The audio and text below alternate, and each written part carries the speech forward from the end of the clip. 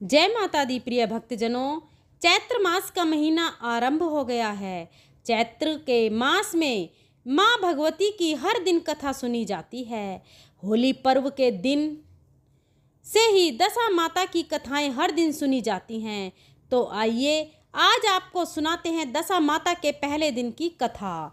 सबसे पहले प्रारंभ करते हैं भगवान गणेश की कथा से। प्रेम से बोलिए भगवान श्री गणेश की जय। एक नगर में एक मालिन रहती थी। बीमारी के चलते उसके पति की मौत हो चुकी थी। उसके 4 साल का बेटा था। वह उसी के सहारे अपना जीवन बिताती थी। उसकी सास बहुत ही कठोर हृदय वाली थी।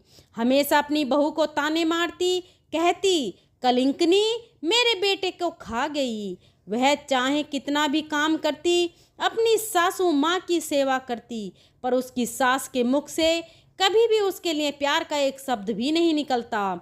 उसे दुखी हो देखकर उसकी सास को कभी भी दुख नहीं होता था। वह कभी नहीं सोचती कि इस उम्र में पति को गंवाने के बाद बेचारी कितनी दुखी रहती होगी। इन सब बातों को नज़रअंदाज करते हुए वह हर समय अपनी बहू के साथ लड़ाई करती, जितनी हो सके तकलीफ देती। फिर भी उसकी बहू सामने बोलकर कुछ नहीं कहती, लेकिन वह इतने से भी उसकी सास का मन नहीं भरा। तो एक दिन उसने अपने गुस्से के चलते अपने पोते और बहू को घर से निकाल दिया। फिर दोनों माँ बेटे रोते रोते घर से चल पड़े। चलते चलते वे एक जंगल में पहुँचे। वहाँ जाकर एक बड़े से पेड़ के नीचे वे दोनों बैठ गए। वहाँ से थोड़ी ही दूर पर एक गणेश जी का मंदिर आया। वहाँ पर बहुत सारे लोग गणेश जी के दर्शन करने आते वहाँ प्रसाद चढ़ाते और फिर वहाँ मौजूद लोगों को बांट देते। तो वे दोनों माँ बेटे गणेश जी के मंदिर में गए। वहाँ जाकर उसकी माँ कहने लगी कि हे गणेश जी महाराज, मुझसे ऐसी कौन सी गलती हो गई जिसकी मुझे आपने इतनी बड़ी सजा दी है। पहले मुझसे मेरे पति को छीना और अब मुझे घर से बेघर कर दिया है। अब मैं अपने बेटे के साथ कहाँ जाऊँ, क्या करूँ, कहाँ रहूँ? अब आप ही मुझे कोई रास्ता बताएं। आज आपके सिवाय हमारे बेटे का कोई भी नहीं है। फिर माँ बेटे दोनों मंदिर के आगे बैठ गए। जो भी लोग गणेश जी का प्रसाद वहाँ पर बांटते, उसी प्रसाद को खाकर वे दोनों माँ बेटे अपना गुजारा करने लगे। सुबह और शाम दोनों माँ बेटे गणेश जी की पूजा पाठ करते। एक दिन बैठे बैठे गणेश जी की कृपा से उन दोनों के मन में आया कि क्यों ना हम जंगल से फूल लाकर यहाँ बेचें, क्योंकि यहाँ पर रोजाना लोग आते हैं। अगर हम फूल माला बनाकर बेचेंगे तो यहाँ आने वाले सभी लोग पूजा के लिए फूल ज़रूर खरीदेंगे। तो इसी तरह सोचकर दोनों माँ बेटे सुबह सुबह जल्दी जंगल से में फूल लाकर फूल माला बनाकर वहाँ पर बैठ जाते हैं। जब गणेश जी के भक्त वहाँ पर आते तो उनसे फूल खरीदते और बदले में उन्हें कुछ रुपए देते। इस तरह फूल बेचते बेचते उन्हें कई दिन बीत गए तो कुछ रुपए उनके इकट्ठे हो गए। उन्हीं रुपयों से वे पूजा की सामग्री और प्रसाद भी लाकर बेचने लगे। गणेश जी की कृपा से उनके आमदनी बढ़ने लगी। धीरे धीरे उनके पास इतना पैसा हो गया कि उन्होंने एक मकान बना लिया और पास ही में एक दुकान भी बना ली। अब उस दुकान के अंदर पूजा की सारी सामग्री, मिठाइयाँ, दुर्वा, फूल, घास, गणेश भक्तों के लिए हर समय मौजूद होता। तो सुविधा के लिए सारे लोग वहीं पर आकर उन्हीं की दुकान से सारा सामान खरीदते। वहाँ पर एक राजा की लड़की थी जो रोजाना मंदिर में पूजा करने आती थी और मालिन की दुकान से ही सामान खरीदती थी। तो मालिन के बेटे को देखकर वह राजकुमारी उस पर मोहित हो गई और उससे विवाह करने की सोचने लगी। एक दिन उसने अपनी भाभी से अपने मन की बात कही तो भाभी अनुभवी थी। उसने कहा, दीदी यह तो मालिन का बेटा है और तुम एक राजा की बेटी हो। अगर तुम्हारा विवाह इस मालिन के बेटे के साथ हो गया तो इससे हमारी बड़ी बदनामी होगी। पर राजकुमारी नहीं मानी। तो उसकी भाभी ने राजकुमारी की माँ यानी कि अपनी सास से यह बात कही कि हमारी बेटी मालिन के बेटे से प्रेम करती है और उसी से शादी करना चाहती है। तो उसकी माँ और पिताजी ने उसे बहुत समझाया, पर वह कहने लगी कि मैंने तो प्रतिज्ञा कर ली है कि अगर मैं शादी करूँगी तो उसी से करूँगी, नहीं तो मैं शादी नहीं करूँगी। इस पर राजा कहने लगा कि बेटा, जब तुमने प्रतिज्ञा कर ली है तो मैं तुम्हारी प्रतिज्ञा को भी नहीं तोड़ूंगा। फिर राजा खुशी खुशी अपनी बेटी का विवाह करने के लिए तैयार हो गए और उन्होंने बड़े धूमधाम से अपनी बेटी का विवाह मालिन के बेटे के साथ कर दिया। मालिन ने सबसे पहले बेटे बहू को गणेश जी के मंदिर में ले जाकर पूजा पाठ करवाया और गणेश जी का आशीर्वाद दिलवाया। उसके बाद पूरे नगर में यह बात फैल गई कि गणेश जी की पूजा करने से सारे दुख दूर हो जाते हैं। यह माँ बेटे यहाँ पर आए थे तो बिल्कुल भी गरीब थे। इसके पास खाने के लिए अनाज और पहनने के लिए कपड़े भी नहीं थे। और देखो, गणेश भगवान की कृपा से इनके पास कितना सारा धन हो गया है और आज इस लड़के की शादी भी राजा की बेटी के साथ हो गई है। तो सारे गांव वाले उसी गणेश मंदिर पर पूजा करने के लिए आने लगे और उन्हीं की दुकान से सामान खरीदते। ऐसा करने से मालिन के बेटे का काम दिन दोगुना रात चौगुना तरक्की करने लगा। और उधर जिस दिन से मालिन की सास ने उस माँ बेटे को घर से निकाला था, उसी दिन से उनके अन्य अन्नदाता रूठ गए थे। उनके घर में घाटा हो गया था और सभी सामान बिक गया था। धीरे धीरे वह समय भी आ गया जब बुढ़िया को एक समय का भोजन भी नसीब नहीं होता था। उसे भूखा मरता देखकर गांव के लोग उस पर बिल्कुल भी दया नहीं दिखाते। कहते कि अपनी बेचारी विधवा बहू को किस तरह से लड़ाई करके इसने घर से बाहर निकाल दिया, तो अपनी करनी का फल भुगत रही है। वह तो बेचारी आज ना जाने कहाँ होगी। पहले तो भगवान ने उसे उसका पति छीन लिया और फिर एकमात्र घर का सहारा था जो इस बुढ़िया ने छीन लिया। यह सुनकर बुढ़िया को अपने किए पर बहुत पछतावा होता और गांव वालों की बेरुखी देखकर एक दिन वह रोती बिलखती गांव छोड़कर निकल गई और चलते चलते उसी जंगल में पहुंच गई जहां गणेश जी का मंदिर था। वहां पहुंचकर मालिन के बेटे से कहने लगी कि बेटा, मैं तो कई दिनों से भूखी हूँ, मुझे 2 वक्त की रोटी दे दिया करो, इसके बदले मैं तुम्हारा सारा काम कर दूंगी। तो लड़के को दया आ गई और उसने उसे काम पर रख लिया। उसने अपनी दादी को पहचाना नहीं और उसने उस बुढ़िया को भोजन करवाया। फिर बुढ़िया माई काम पर लग गई। जैसे ही शाम हुई तो मालिन घर आई। उसने अपनी सास को देखते ही पहचान लिया और कहने लगी कि सासू माँ, आप यहाँ कैसे? तो सास ने पोते की तरफ इशारा करके कहा, मेरी इस सेठ के यहाँ नौकरी लग गई है। अब उसके कहने लगी कि सासू माँ, आप यह कैसी बातें कर रही हो? यह आपका पोता है और यह घर भी आप ही का है। यहाँ आपको काम करने की क्या ज़रूरत है?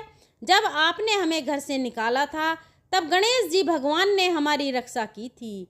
तो यह देखकर वह बुढ़िया बहुत ही हैरान हुई और अपनी बहू से कहने लगी कि बेटा, मुझसे गलती हो गई, मैंने करनी का फल भोग लिया है। तुम्हें घर से निकालने के बाद घर में जो कुछ भी था सब कुछ नष्ट हो गया। मुझे तो खाने के लिए अन्न का एक दाना भी नसीब नहीं होता और ऊपर से सभी गांव वालों ने मुझसे मुख मोड़ लिया। तभी से तो मैं घर छोड़कर निकल गई। बेटा, मुझे मेरी करनी बहुत ही पछतावा है, अब तुम मुझे माफ़ कर दो। तब उसकी बहू कहने लगी कि माँ जी कभी भी अपने बच्चों से माफ़ी मांगती हैं? जो हुआ सो हुआ, उसे भूल जाओ और खुशी खुशी अपने पोते का सुख देखो। फिर वह बुढ़िया सोचने लगी कि मेरी बहू कितनी अच्छी है और इसे मैं कभी पहचान भी न सकी। आज मेरे पास कुछ नहीं है और इसके पास सब कुछ है, फिर भी देखो यह मुझे कितने प्रेम पूर्वक अपने घर में रखकर मान सम्मान दे रही है। ऐसा सोचते हुए उस बुढ़िया की आंखों में आंसू छलक आए। हे गणेश जी महाराज, जैसा सुख आपने मालिन को दिया वैसा सुख सभी भक्तों को देना। जो भी इस कथा को पूरी श्रद्धा के साथ कहे, सुने और हुंकारा भरे, उन सभी की मनोकामनाएं पूरी करना। बोलिए गणेश भगवान की जय। आइए अब सुनिए दशा माता की कहानी। प्राचीन समय के में राजा नल और रानी दमयंती सुखपूर्वक राज्य करते थे। उनके 2 पुत्र थे। उनके राज्य में प्रजा सुखी और संपन्न रहती थी। एक दिन की बात है, उस दिन होली दशा थी। एक ब्राह्मणी राजमहल में आई और रानी से कहा, दशा का डोरा ले लो। बीच में दासी बोली, हाँ रानी साहिबा, आज के दिन सभी सुहागिन महिलाएं दशा माता की पूजन और व्रत करती हैं तथा इस डोरे की पूजा करके गले में बांधती हैं, जिससे अपने घर में सुख समृद्धि आती है। अतः रानी ने ब्राह्मणी से डोरा ले लिया और विधि अनुसार पूजन करके उसे गले में बांध लिया। कुछ ही दिनों के बाद राजा नल ने दमयंती के गले में डोरे को बंधा हुआ देखा। राजा ने पूछा, इतने सोने के गहने पहनने के बाद भी आपने यह डोरा क्यों पहना है? रानी कुछ कहती इसके पहले ही राजा ने डोरे को तोड़कर जमीन पर फेंक दिया। रानी ने उस डोरे को जमीन से उठा लिया और राजा से कहा, यह तो दशा माता का डोरा था, आपने उनका अपमान करके अच्छा नहीं किया। अब रात्रि में राजा सो रहे थे, तब दशा माता स्वप्न में बुढ़िया के रूप में आई और राजा से कहा, हे राजा, तेरी अच्छी दशा जा रही है और बुरी दशा आ रही है। तूने मेरा अपमान करके अच्छा नहीं किया। ऐसा कहकर बुढ़िया जो दो दशा माता थी वो अंतर्ध्यान हो गई। अब जैसे तैसे दिन बीतते गए, वैसे वैसे कुछ ही दिनों में राजा के ठाट बाट, हाथी घोड़े, लाभ, लश्कर, धन धान्य, सुख शांति सब कुछ नष्ट होने लगा। अब तो भूखे मरने का समय तक आ गया। एक दिन राजा ने दमयंती से कहा, तुम अपने दोनों बच्चों को लेकर अपने मायके चली जाओ। तो रानी कहने लगी, मैं आपको छोड़कर कहीं नहीं जाऊंगी। जिस प्रकार आप रहेंगे उसी प्रकार मैं आपके साथ रहूंगी। तब राजा ने कहा, अपने देश को छोड़कर दूसरे देश में चले, वहाँ जो भी कुछ काम मिल जाएगा वहीं काम कर लेंगे। इस प्रकार नल और दमयंती अपने देश को छोड़कर चले गए। चलते चलते रास्ते में भील राजा का महल दिखाई दिया। वहाँ राजा ने अपने दोनों बच्चों को अमानत के तौर पर छोड़ दिया। आगे चले तो रास्ते में राजा के मित्र का गांव आया। राजा ने रानी से कहा, चलो हमारे मित्र के घर चलें। मित्र के घर पहुंचने पर उनका खूब आदर सत्कार हुआ और पकवान बनाकर भोजन कराया। मित्र ने अपने शयन कक्ष में सुलाया। उसी कमरे में मोर की आकृति की खूंटी पर मित्र की पत्नी का हीरो जड़ा कीमती हार टंगा था। मध्य रात्रि में रानी की नींद खुली तो उन्होंने देखा कि वह बेजान खूंटी हार को निगल रही है। यह देखकर रानी ने तुरंत राजा को जगह दिखाया और दोनों ने विचार किया कि सुबह होने पर मित्र के पूछने पर क्या जवाब देंगे, इसलिए यहाँ से इसी समय चले जाना चाहिए। राजा रानी दोनों रात को ही वहाँ से चले गए। सुबह होने पर मित्र की पत्नी ने खूंटी पर अपना हार देखा। हार वहाँ नहीं था। तब उसने अपने पति से कहा, तुम्हारे मित्र कैसे हैं जो मेरा हार चुराकर रात को ही भाग गए हैं? मित्र ने अपनी पत्नी को समझाया कि मेरा मित्र कदापि ऐसा नहीं कर सकता, तुम धीरज रखो, कृपया उसे चोर मत कहो। आगे चलने पर राजा नल की बहन का गांव आया। राजा ने बहन के घर खबर पहुंचाई कि तुम्हारे भाई भौजाई आए हुए हैं। खबर देने वाले से बहन ने पूछा, उनके हालचाल कैसे हैं? वह बोला, दोनों अकेले हैं और पैदल ही आए हैं और वे बहुत दुखी हाल में हैं। इतनी बात सुनकर बहन थाली में प्याज रोटी रखकर भैया भाभी से मिलने आई। राजा ने तो अपने हिस्से का खा लिया, परंतु रानी ने जमीन में गाड़ दिया। इसके बाद चलते चलते एक नदी मिली तो राजा ने नदी में से मछलियां निकालकर रानी से कहा, तुम इन मछलियों को भूनो, मैं गांव में से परोसा लेकर आता हूँ। गांव का नगर सेठ सभी लोगों को भोजन करा रहा था। राजा गांव में गया और परोसा लेकर वहां से चला आता है तो रास्ते में चील ने झपट्टा मारा, उससे सारा भोजन नीचे गिर गया। राजा ने सोचा कि रानी विचार करेगी कि राजा तो भोजन करके आ गया और मेरे लिए कुछ भी नहीं लाया। इधर रानी मछलियाँ भंजन लगी तो दुर्भाग्य से सभी मछलियाँ जीवित होकर नदी में चली गईं। रानी उदास होकर सोचने लगी कि राजा पूछेंगे और सोचेंगे कि सारी मछलियाँ खुद खा गईं। फिर जब राजा आए तो मन ही मन समझ गए और वहाँ से आगे चल दिए। चलते चलते रानी के मायके का गांव आया। राजा ने कहा, तुम अपने मायके चली जाओ, वहाँ दासी का कोई भी काम कर लेना, मैं इसी गांव में कहीं नौकर हो जाऊंगा। इस प्रकार रानी महल में दसा का काम करने लगी, दास का काम करने लगी और राजा तेली के काम करने लगा। दोनों का काम करते हुए बहुत दिन हो गए। जब होली दशा का दिन आया तब स्त्री पुरुष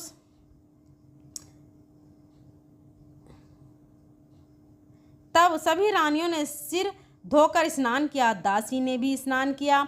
दासी ने रानियों का सिर गूथा तो राजमाता ने कहा, मैं भी तेरा सिर गूंथ दूं। ऐसा कहकर राजमाता जब दासी का सिर गूंथ रही थी तब उन्होंने दासी के सिर में पद्दा देखकर राजमाता की आंखें भर आईं और उनकी आंखों से आंसू की बूंदें गिरने लगीं। आंसू जब दासी की पीठ पर गिरे तो दासी ने पूछा, आप क्यों रो रही हैं?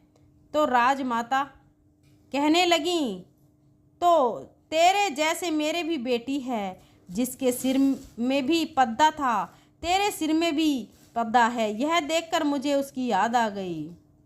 तब दासी ने कहा, मैं ही आपकी बेटी हूँ। दशा माता के कोप से मेरे बुरे दिन चल रहे हैं, इसलिए यहाँ चली आई। माता ने कहा, बेटी तूने यह बात हमसे क्यों छिपाई? तो दासी ने कहा, हाँ, मैं सब कुछ बता देती तो मेरे बुरे दिन नहीं कटते। आज मैं दशा माता का व्रत करूँगी और उनके गलती की क्षमा याचना करूँगी।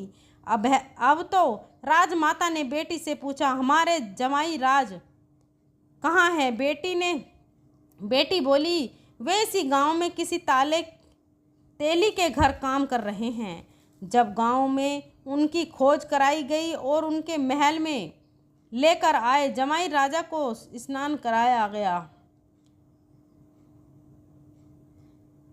नए वस्त्र पहनाए और पकवान बनाकर उन्हें भोजन कराया गया। अब दशा माता के आशीर्वाद से राजा नल और दमयंती के अच्छे दिन लौट आए।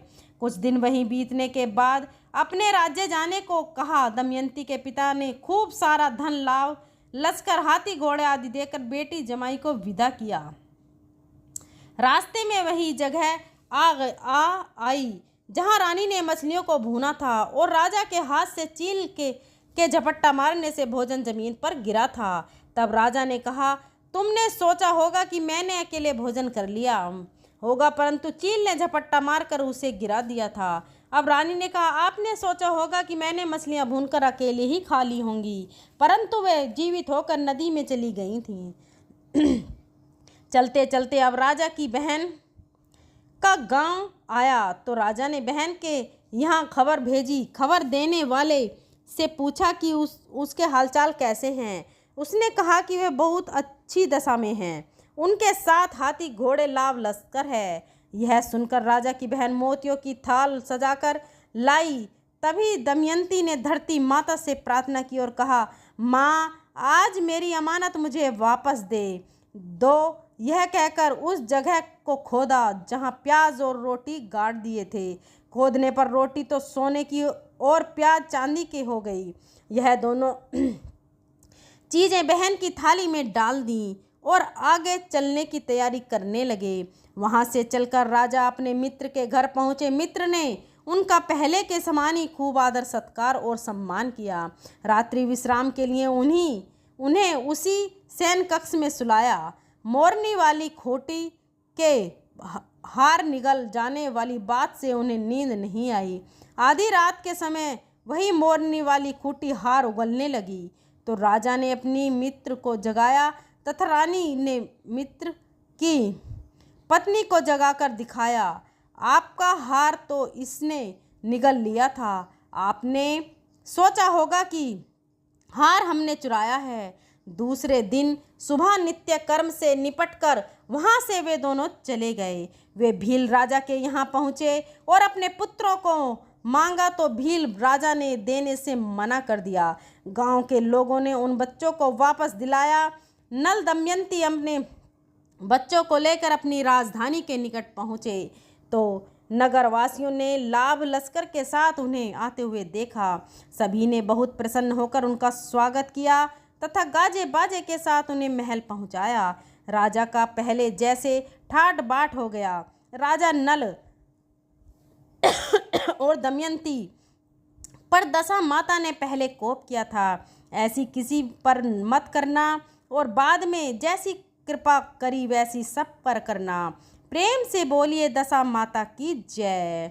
कथा अच्छी लगी हो तो वीडियो को लाइक करके हमारे चैनल सुविचार विद रीना को सब्सक्राइब कर लीजिएगा और 10 दिन की सभी कथाएं हमारे चैनल पर ज़रूर सुनिएगा। अगर वीडियो पसंद आई हो तो अपनी फ्रेंड और फैमिली में इसे शेयर करिएगा और अगर मेरे बोलने में कोई त्रुटि हुई हो तो मैं हाथ जोड़कर क्षमा प्रार्थी हूँ।